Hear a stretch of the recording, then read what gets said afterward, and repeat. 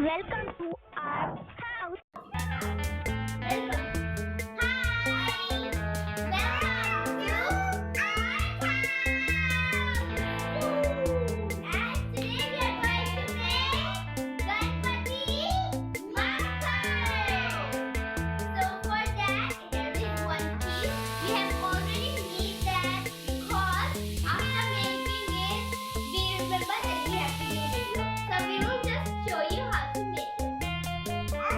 So it is like we have taken a big piece and then with a roller, we have formed it like this. Then at the back we have a plain surface, and for the front we have like this. And inside we are having here three supports. With the help of this we have done it with the roller. So we can make it, and if possible we can show you how to make it if possible.